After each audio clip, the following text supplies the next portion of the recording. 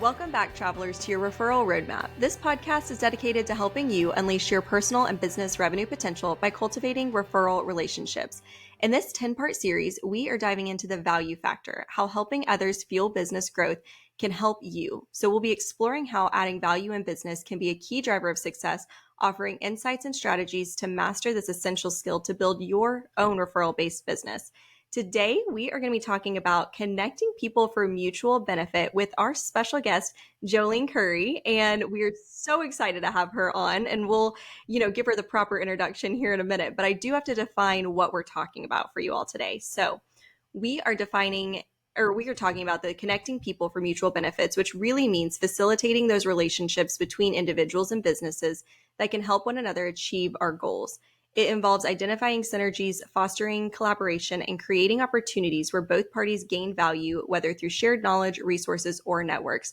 So this approach strengthens business relationships and fosters a culture of trust and reciprocity. Athena, I think you might have some kind of story you're going to share with us. Is that right? Yes, so I'm so excited. You guys know, I think, we've done a number of series. This adding value is so much fun.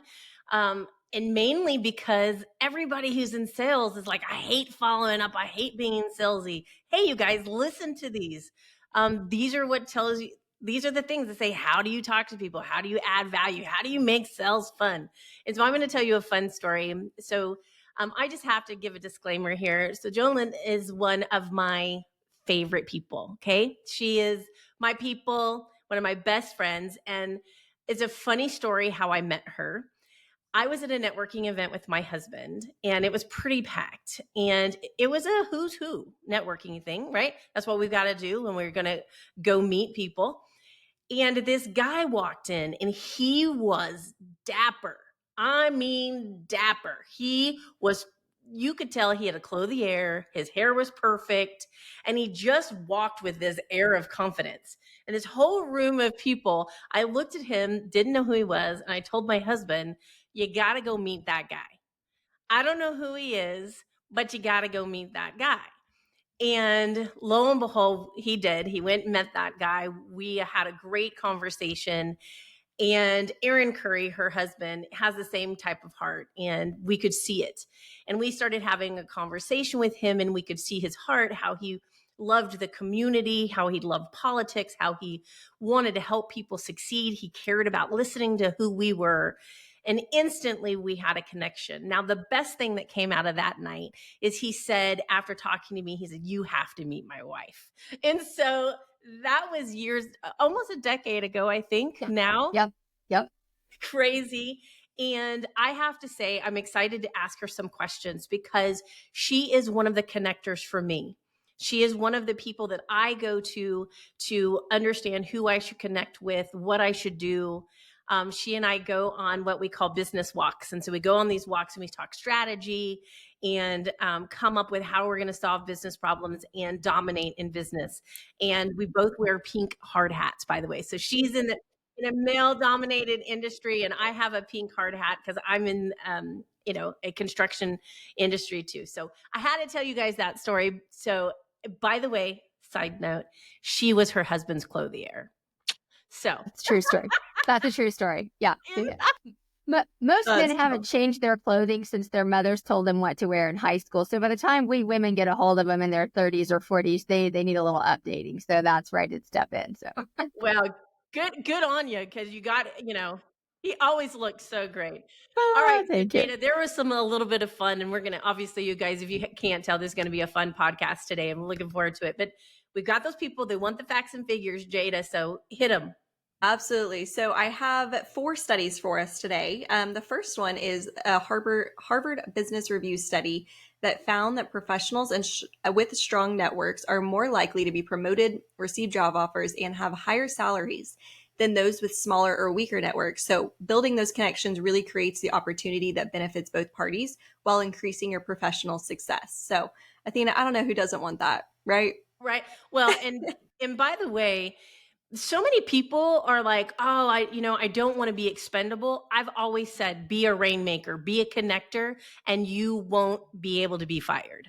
So if you want to take over your life, you need to be listening to this one, because people who are connectors, people who are rainmakers, businesses have to hold on to. So Absolutely. keep going there.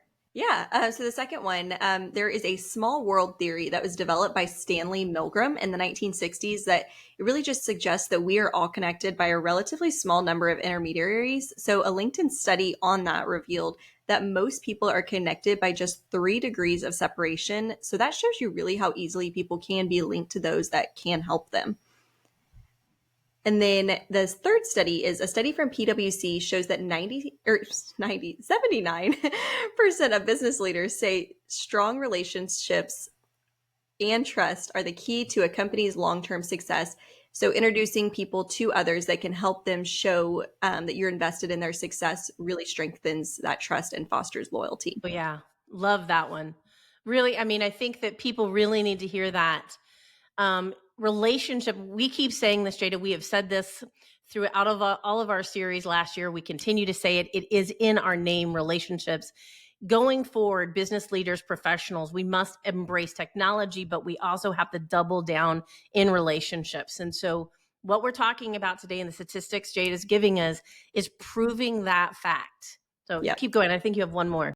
Yes, I do have one more. So it's a McKinsey report found that businesses that promote diversity and connections and relationships are 35% more likely to outperform their competitors.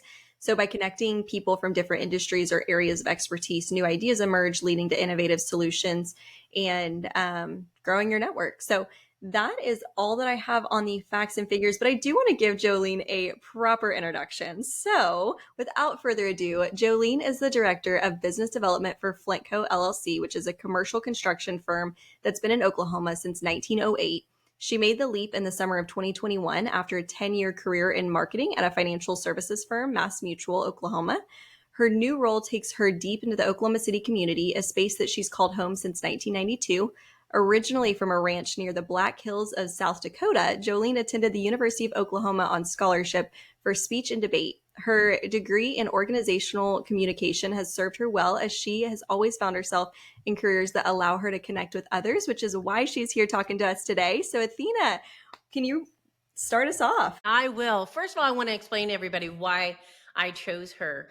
Not only is she one of my favorite people, but she is honestly the biggest connector I've ever met. She has a gift.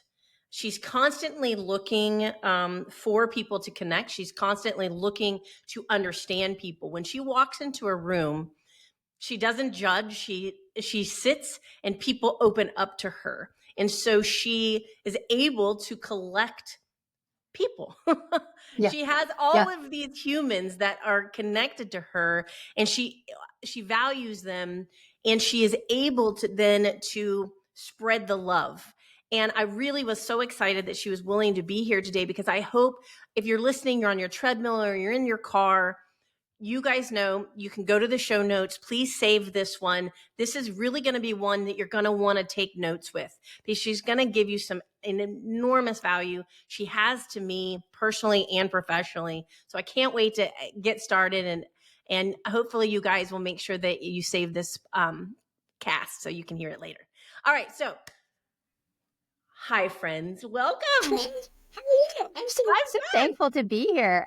First of all, you all look gorgeous and you sound amazing. So way to go on choosing this venue. So congrats. Yay.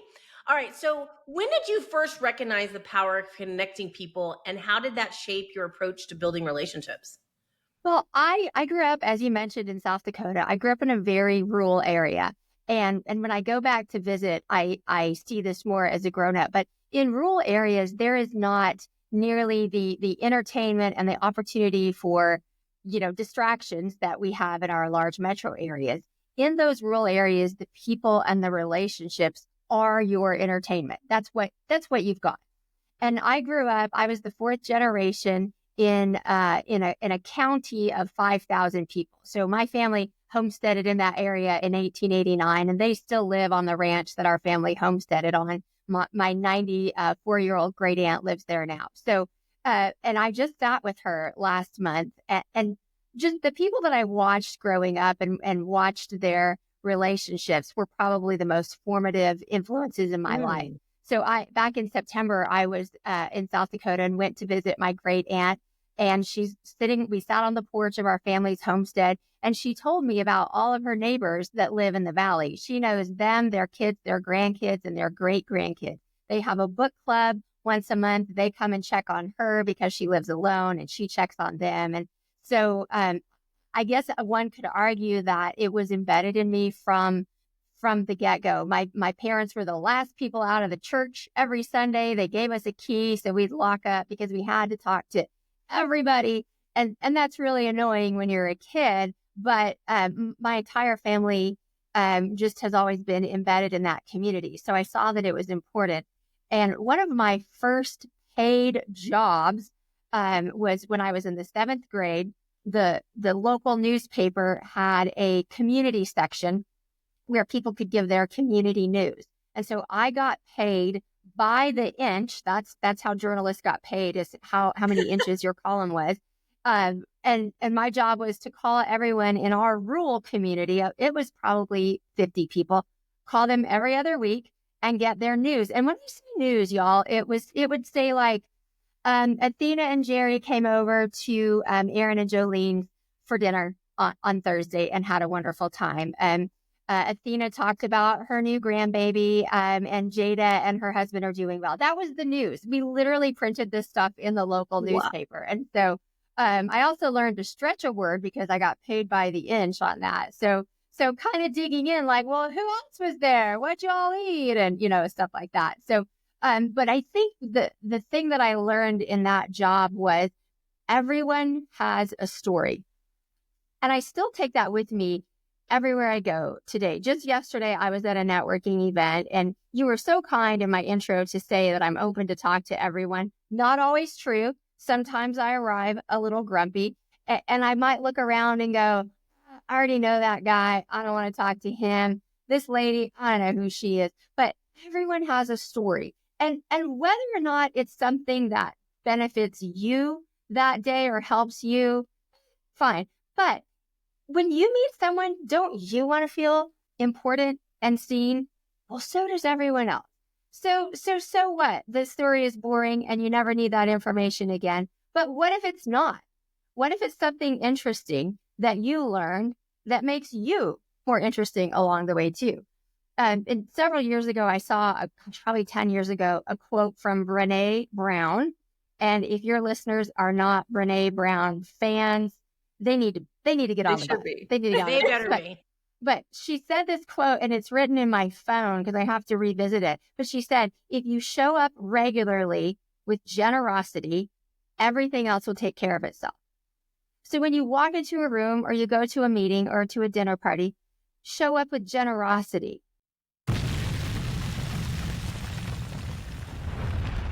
But what do most people do? They show up with, all right, what's in it for me? What am I going to get out of this? So show up with your generosity and ask people about themselves. That also helps. You don't have to think of something smart to say if you're asking them about themselves. So anyway, that was a really long answer to your first question. No, and I love that. That could have been all my that. content. So anyway. So audience, I think a mic drop moment right now is when she said, go in with your generosity. I think you really need, I love that. Don't make it about you, make it about them, right? And I love that. So love that answer. And I just can't even imagine 50 people in your town. That is blow your mind. Wow. You realize what you were doing is you were Facebook before Facebook. Yeah, you're absolutely right. We were the National Enquirer, Facebook, and Pinterest all in one little column right there. I didn't know that about you. So this is kind of fun. So one of the things I want to ask you too is everybody wants to know, what's in it for me? Why should I do this? I have gotten to watch this, so I'm interested to hear what you think. But what are the benefits to your career and your personal life by fostering community and connecting people? Well, again, everybody has a story, and you never know how you're going to need that person or that connection or that information. In my current role, my CEO is a big idea guy, and I'm here to execute his ideas. He's real great about dropping bombs on me, like, "Hey, I need you to find this. Who do you know?" And I will stare at him. I'm like, I know nobody. And then I start thinking, I'm like, well, I bet that person can get, and here's a perfect example. I'm just going to tell a story on him. This year, Valentine's Day, he lives in Tulsa, and I knew he was coming to Oklahoma City on Valentine's Day. And I almost said, hey, did you make plans with your wife? Do you have a plan? But I thought, personal boundaries and all that, which I now know there are none. There are none. So, I go to bed the night before, Valentine's Day, and he texted me at 11 o'clock at night. And so I get it at 7 a.m. on Valentine's Day, and it's in all caps. Help. Need a dinner reservation for tonight, 6 p.m. What do you got? And I was like, I wrote back, are you kidding me? It's Valentine's Day. It's Valentine's Day. So it was sort of a Devil Wears Prada moment. So Yeah. I'm driving into the office. I'm like, what am I going to do? And I'm thinking of every steakhouse. And then I remember my husband has a client that owns a pretty nice restaurant here in Oklahoma City. So I text my husband. I'm like, can you call your friend? And sure as shooting, they had to sit at the corner of the bar at 6 o'clock. But also this client of my husband's knew that this was our connection, and he treated them like absolute royalty. And so anyway, so that's what I'm saying. You never know when you're going to need those connections. My same CEO, we're hosting an event next week, and he said, find me somebody that can talk about AI. And I was like, oh, who do I know? And so started making some calls, and we found the exact right person. But it's that whole, 6 degrees of separation. Who do you know? And then keep a relationship with them so that you can call them and it's not weird. You can say like, hey, I know we haven't talked in a minute, but here's what I need. Is there anything you can help me out with? So, go ahead. One of the things I know right now, one of the things you do is you invest a lot in our community. And because I know you, I know the heart for our community you have. And, but you do that not just in your professional life. You spend a lot of time, aren't you in Leadership Oklahoma right now? You want to tell us a little bit about that and why that drew you? Sure. Most communities and chambers of commerce have some type of leadership program. So I would encourage all of your listeners to get involved with those, because again, it's just that the power of connections. And in those groups, the organizing entities really work hard to get a wide variety of people from different walks of life and from different backgrounds. And you may look at your list of classmates and think, well, I don't need any of those people and what they have to offer. But that is not true. That is not true, because you don't know who they know. Recently, I was in a class a few years ago, and there were a lot of people from the nonprofit world. Well, I'm in the for-profit world. So there's a thought of like, hey, I don't know if we're even going to have anything to talk about. But what I realized is that several of them were in the fundraising or development side. And guess what their job is? Exactly like mine. They're out in the community. They know everybody. And so if I'm trying to connect with Jada over there and I don't know how to get to her, but Athena knows her, I'm going to call in a favor. And then this year I applied for and got into the Leadership Oklahoma program. And that one's a little different because it's statewide. And admittedly, I was a little hesitant to apply. I called my CEO and I said, I work in kind of central Oklahoma. I go, is this really a thing that I should do? And he was like, absolutely, because our company works throughout the state. And, we need you out there, first of all, learning about our state, looking for opportunities. And as it turns out, there's 2 people in my class that currently we are building their projects right now. So I've got already some existing clients in there, and then we have some past clients. So anyway, you just try not to judge. That's the biggest thing. And I do it sometimes, especially if you roll into something kind of tired and cranky or something like that. But if you can just find 1 or 2 connections, you don't have to get to know everybody, doesn't have to be your best friend, but you can get 1 or 2 good connections out of an event or an entity, then that's a win. Well, then let's go in. That's a great segue to my next question. How do you decide? I know you have told us in your wisdom, everybody has a story. Go in there, be curious, get to know people, don't be judgy. But how do you decide? You've got a room full of 50 people. How do you decide to connect? I connected with your husband because he looks so dapper. But I'm not saying that's what you need to do. But what is it that you say, you know what, that's the person? Is there anything specific? Intuition? What is it? Oh gosh, that's such a multifaceted answer. Yeah. Let me flip that question a little bit on its head, and because not everybody is comfortable walking into a room of strangers, that can be scary. So here's two pieces of advice for you. Take a wingman with you. I'm a big fan of the wingman, and I try to find somebody who is maybe complementary to my business, but obviously isn't my competition. So, for example, I'm in commercial construction, and so I have some friends that are with civil engineering firms or with architecture firms.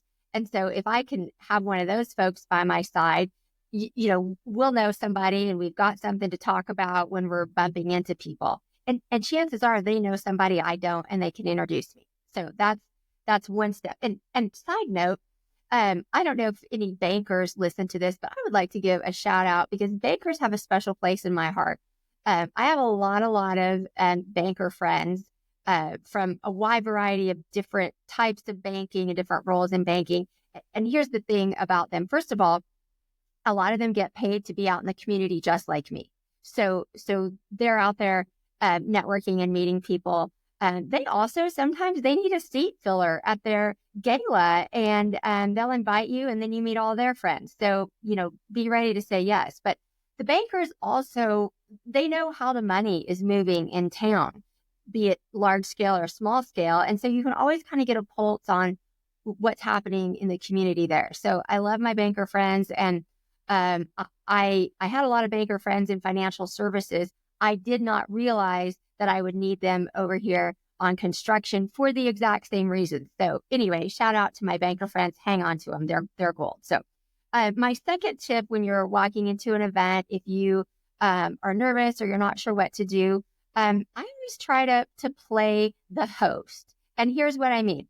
I promise you, most of the people in there are just as nervous and scared as you. So how can we, again, make them feel comfortable? So grab somebody a drink or hold the door. Just standing there holding the door and greeting people as they come into an event or a party automatically makes people think, well, you must be a thing. You're standing here opening the door. And really, you're not. You're just, hey, how are you? Gosh, it's so good to see you. Hey, here's where the drinks are. Ladies' room is over there, things like that. So just stepping in and being the host at a party. I've been known to end up in the kitchen at friend's house, literally helping be the host, but that's probably a little too far. But so those are two tips. Have a wingman and be the host at an event. And then, you kind of get to know a lot of people, and then you can sort of decide from there, do I need to keep talking to them or are we just, hey, good to see you. I'm headed over here. So that's awesome. I love that. The wingman. I can't tell you how many events I've gone to without a wingman that would have been helpful. So I'm going to steal that one. One of the other things I want to say about that is something I learned when you don't have a wingman is I would kind of observe the room. And if you observe a room, you can see the people everyone are drawn to. The people who everyone is drawn to are usually givers. They're usually people who are connectors, givers. Those are the people you want to go talk to because they already they're showing you by this attraction that there's somebody you want to know. One thing I'm going to say is don't be afraid to go talk to those people because there's a reason why people are gathering around them. If you're nervous to go talk to them, ask somebody that was talking to them, hey, can you introduce me? Yep. I know this sounds so cheesy, but I have done this and it worked. I actually have gone up to people that I could tell were a connector and literally waited till a moment and said, hey, I'm Athena, and it is obvious everybody in here wants to talk to you, and I want to know why. Every time people are like, really? And they tell me all about them. I mean, it works every time. It does. Yeah. Someone did that to me at an event one time. She goes, I don't know who you are, but you must be a thing. I was like, I really am not. I'm just standing by the door, but okay. I thought it was so cute. But see, it got you to talk. So have fun with it, I think is what we're saying. Okay, so tell me or share a success story where you connected two people and it changed their life or business? Sure. I just remembered this the other day.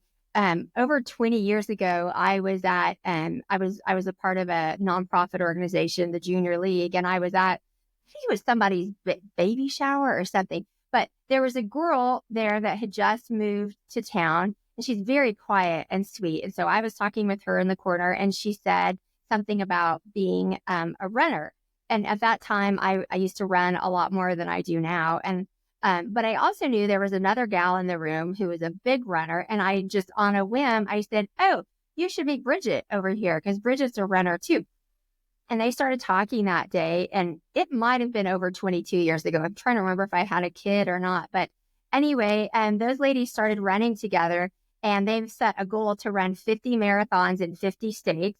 And 2 weeks ago, they went to Maine for number 39. So those ladies have been running together for over 20 years. And so I ran into one of the husbands the other day, and we were just talking about this topic. And I said, "Hey, I don't know if you know this, but this is the reason Ellen and Bridget met to, start running." And he said, "I didn't know that." So that, I know, it's phenomenal to see. And I don't really see any of the people anymore, but they're, off and living their lives. And I've had several instances where I've invited friends, and then or I've introduced friends, and then my friends go on vacation together, and they didn't invite me. And at first I was like hurt years ago, and then I went, "That's phenomenal, actually." So I love it when my friends, and I would say my Venn diagram of friends is starting to overlap, and I can't remember who I've introduced, to whom. But on a professional note, the reason I got this job is I had called the financial services firm I was with was about to go through a merger, and I didn't know if there would be a seat on the bus for me. Maybe they already have a me. And so I started looking around. And so I called my friend who at the time was the membership vice president at the Chamber of Commerce. And let me also, besides bankers, let me give a shout out to the Chambers of Commerce there. The membership person there, it is their job to know everybody in town and what's going on. So if you are not a chamber member, you should be, and get to know that membership VP, because they can introduce you to everybody in the room and are happy to do it. So I called her, and she said, "Well, what are you great at?" And I said, "Well, I'm really good with people. And I am relationships, and I want to help build a company. What's out there?" Because, when you're working in your realm, you only know what you know. It's sort of like only eating at restaurants in this part of town. You're like, "Well, I know there's restaurants over there, but what do they have? What are they serving?" So she said, "Well, have you ever thought about commercial construction?" And I said, "No." And she goes, "Well, I always thought it'd be fun to drive past a building and say, I helped build that." I never thought of it that way. I was like, bunch of good old boys in dirt boots, right? But I go, "Well, that does sound fun. Who do we need to talk to?" And my company had tried to hire her about a year before, but it wasn't what she wanted to do. But she remembered, thank goodness. And so she connected me, and I always joke that they wanted her, but they got me instead, over here at Flingo. So anyway, and every year, by the way, on my work anniversary, I call her and text her to just thank her again for connecting me, because it was truly, life-changing there. So there's a couple stories for you. Yeah. That's awesome. Hey, so for our listeners right now that are listening, and they're like, "You know what? I want to be like you. And I want to have a strong network. I want to be able to connect people that, 20 years later are still connected." What's some of the advice that you would give them? How do they get started? What are some advice you would give them? Well, the first thing I want to, I don't know if caution is the right word, but say, you were so kind in my intro to say that I have a gift of connection, and one would argue that I do. And so what I don't want is for people to leave here thinking, "Well, that's a thing she was just born to do, and I can't ever, do that." I would argue that Michael Jordan had a gift for basketball, but he also worked really hard at his craft, and he practiced. And so whether you're great at it or not, you get to decide. And so some of you may have to work harder than others, but I think anybody can do it. Again, showing up with a generous spirit and being ready to listen. So years ago, right out of college, I read a book that was extraordinarily helpful in my young career. I was a pharmaceutical rep back then, and I called on doctors. And most of them were men, and most of them were about my dad's age. So they were smart, they were older, and they were a little intimidating. And here I am, my little 24-year-old self and perky, and I felt a little out of my league. So there's a book by Larry King. And remember, he was the great talk show host that's since passed away. But the book is called How to Talk to Anyone, Anywhere, About Anything, Anytime. And I think I actually listened to it on CD. That's how old I am. But that was one of the most transformational books for me, because he talked about, his job was to get people to talk to him all day long. And he talked about, that kind of thing. He also talked about how to leave a party or how to get out of a conversation. So there's some tips there that everybody that maybe that should be another podcast, is how to exit the conversation gracefully. I've got a few tricks on the Irish goodbye if you need some of those too. But anyway, so I remember reading that book, and that was so helpful. And when I started my professional career 30 years ago, we did not have a cell phone to keep our data in, or LinkedIn. So I cringe to think of all the contacts that I've forgotten and lost along the way. So I always encourage people to connect on LinkedIn as soon as you can. And if somebody is not on LinkedIn, or they're not serious about it, they're probably not, a business prospect that you want to spend time with, and that's fine. So that helps you kind of narrow those down. But and being active on LinkedIn, it's not just enough to connect on there, but be interested in what's going on in people's lives, and comment and like, and then before you're going to an event, if possible, find out who else is going. If there's, a guest list or an attendee list, that's always a nice way to look and see who's there. That gives you a mission of somebody that you need to talk to. You may or may not get to talk to them, but they're there. And just, be present. You sit and talk to people at these events. And again, everyone likes to be heard and seen and remembered. And if you can recall one piece of data from a conversation that you had a year ago when you see them again, that is gold. People, it's not creepy. It can be creepy. It probably is not. If you say it, the right way, like, hey, wasn't it you that was talking about that a while back? And they're like, yeah, that was me. And so people like to feel valuable. But again, if you're showing up with generosity and thinking about what's important to them instead of me and my agenda, it's going to work a lot better. I love it. I thank you so much for that. I love it. Okay. So one last question. You've got this network, you've got these connections. How do you nurture them? How do you stay engaged with them? It's the tricky part when my network is spread over the entire metro. And it is, it's a lot of people at this point in my life. So saying yes, it can be exhausting. Here's a perfect example. Last week, I had an invitation to somebody's brand relaunch, and I really did not have time to go buy the thing, but they texted me that day like, hey, are you coming? Are you coming? And I was like, oh, I don't have time. But I thought, okay, I'm the first one there, and I catch the host, always catch the host if you catch no one else, because they'll remember that you were there. I thought, I'll just tell her I only had 10 minutes, but I really wanted to see you. And so that's exactly what I did. And the next day I got a text from both of the hosts, like, thank you so much for coming. And it meant a lot to them. And it was not an event that I probably, like, business wise, maybe I'm going to meet somebody helpful, maybe I'm not, but show up. And it can be exhausting. And so there's sometimes where we'll have like 3 or 4 events that we've got to get to from 5 to 7. And so you kind of have to be focused and have a goal of, I'm going to talk to 2 people and have a good conversation. I think it's ineffective to have 17, fist bumps on the way through. I would rather have 2 solid, meaningful, memorable conversations and then go on my way to the next event. But I think showing up for people is so key. And then inviting people to events that you're having. I always say everybody likes to be invited. And there's events I've thrown where I know good and well that somebody is, out of the country for that event because they've told me, but I send them the invite anyway. And I mean, maybe their plans change, but people like to be thought of. So, be thoughtful. And that's where those wingmen come in handy too. So it's just about building that emotional capital, I guess, right there. So that's a couple of tips right there. Hopefully that was helpful. I do want to say to everybody too, is I want to give a shout out because Jolene also this year won an award in Oklahoma. We have a contest, really, and they pick the 50 most women who are making a difference in the state. And hundreds of applicants come and they pick the 50. And of course, one person's the winner. And you won the distinguished honor of one of the top 50 women in the state of Oklahoma making a difference in Oklahoma.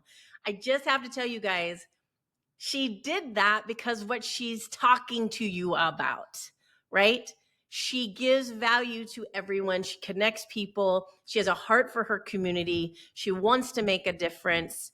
And she and her husband, I know you have dreams in the future of leading Oklahoma in policy and leadership, in helping us continue to stay a strong community and a community-focused community. So I'm excited for the future of you and your husband and Thank where you. you're going in leadership in Oklahoma. And congratulations on your award. It was much deserved.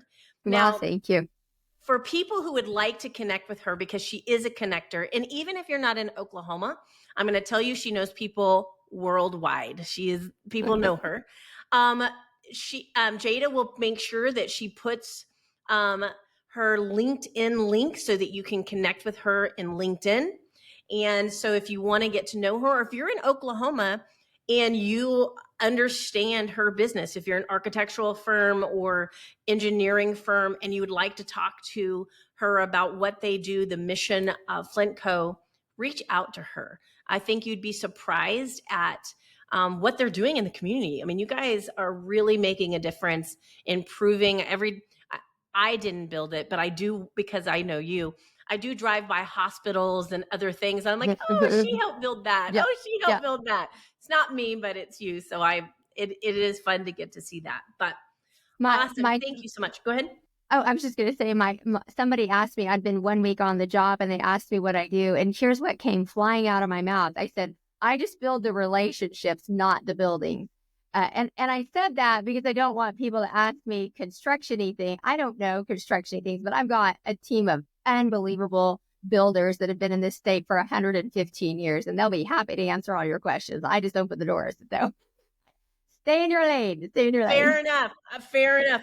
As a partner in a home building business, I'm with you. People will ask me, and I'm like, I don't know that. I'll call the plumber. I'll call the foundation guy. I'll call the engineer. I don't know that. I know who to call. I'm connected, right? Yes. There you go. All right, Jada. Any questions, Jada? No, I don't have any questions. I'm just so grateful for Jolene's wisdom and mic drop moments today. Oh, thank you, ladies. It's been so fun to see you. Of course, you're some of my very favorite people, so this was a no-brainer. So thank you for the invite. It was fun. Oh, that's sweet. All right, Jada, what's next? Yeah. So obviously, if you want to connect with Jolene, I'll make sure that her LinkedIn link is in our show notes. But otherwise, we would just love to invite you to join our Success Revolution. It's our weekly blog fueled by relationships, referrals, and revenue. You get those weekly growth strategies straight to your inbox to take control of your sales, your revenue, and achieve your full potential. We'll make sure the link to subscribe to that is in the show notes below as well. But do not forget to like and subscribe to this podcast, as you can join us next week while Athena brings real talk and real strategies. We'll see you next week. Bye, everyone.